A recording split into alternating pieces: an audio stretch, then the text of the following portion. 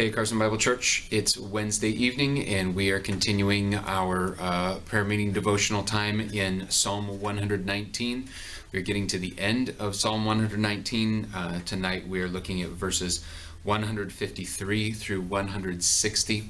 I will go ahead and read the passage. Look on my affliction and deliver me, for I do not forget your law. Plead my cause and redeem me. Give me life according to your promise.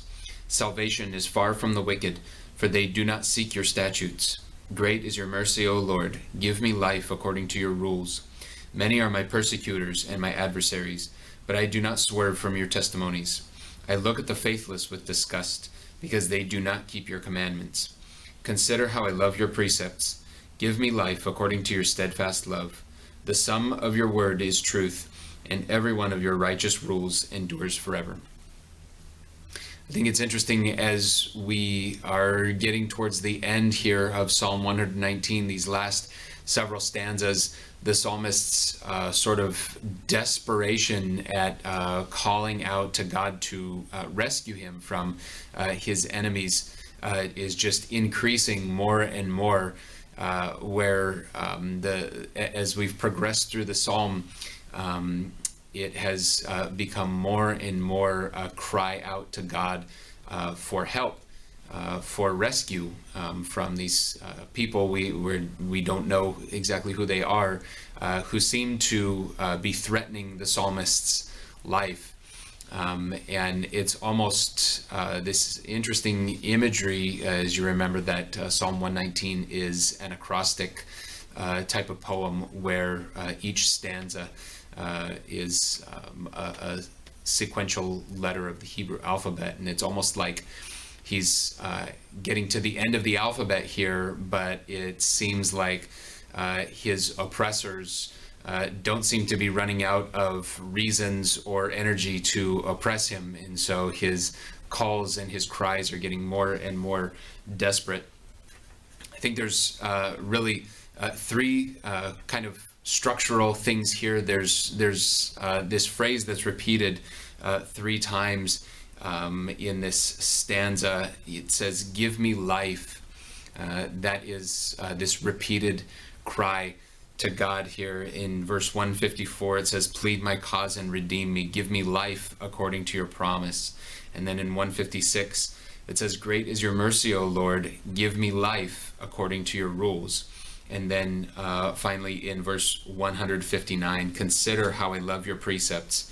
Give me life according to your steadfast love." So the first request is for God to give him life according to God's promise. The second is for God to give him life according to God's rules. And then the third is for God to give him life according to God's steadfast love. And I think it's interesting to see the psalmist's view of how those three are interconnected.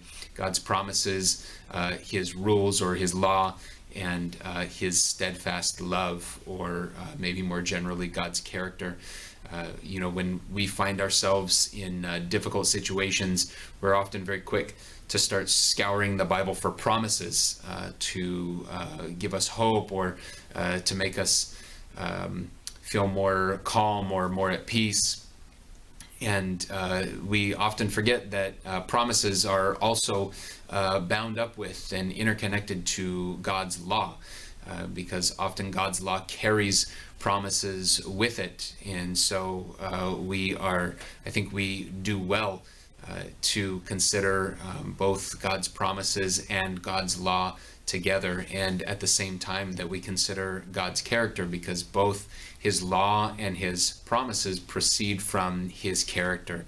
The law and the promises tell us about who God is, and so we know that God's rules, his commandments, and the promises he makes to his people really come from, they're rooted in God's identity, God's characteristics, his attributes, and so the three there are really all interconnected.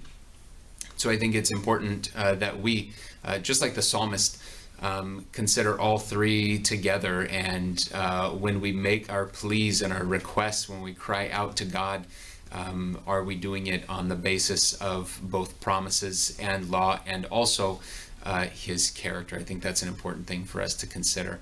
But I think there's also something else really interesting in some of the language that's used here in this stanza. In verse 154, he says, "Plead my cause." Of course, the psalmist here is in contention with human oppressors, but it shows his need for a mediator, his need for an intercessor. We see the same thing with Job when Job is suffering greatly, and when Job is sort of having some contentious dialogue with God himself. He wishes for a mediator, someone who could intercede between Job himself, and with God. And so we see the need for someone to plead his cause, and he says, "and redeem me." So he's calling out to God to be a life giver, right? To give him life in this situation where he feels like he's running out of time. His cries are becoming more desperate. He feels like his life is in danger, and he is saying that what he needs is an intercessor, a mediator, and what he needs is a redeemer. And the situation pointing the psalmist to see those needs, I think, can be a great example for us. So the Bible points us, of course, to a life-giving mediator and redeemer who is Jesus, our Savior.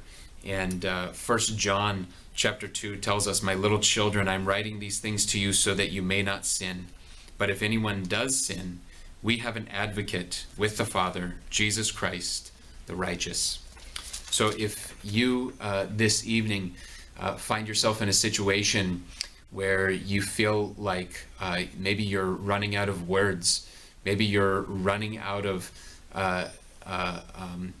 maybe you feel like you're running out of hope, maybe you feel like you're running out of peace, and maybe your cries before God are just becoming more and more desperate, and you see that you need God's life-giving redemption. You need the intercession of Jesus.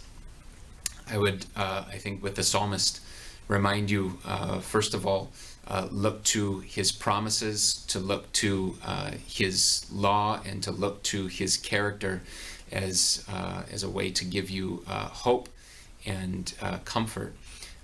And also in our desperation, I would encourage you to look to Jesus, who is the Redeemer, who is our life giver.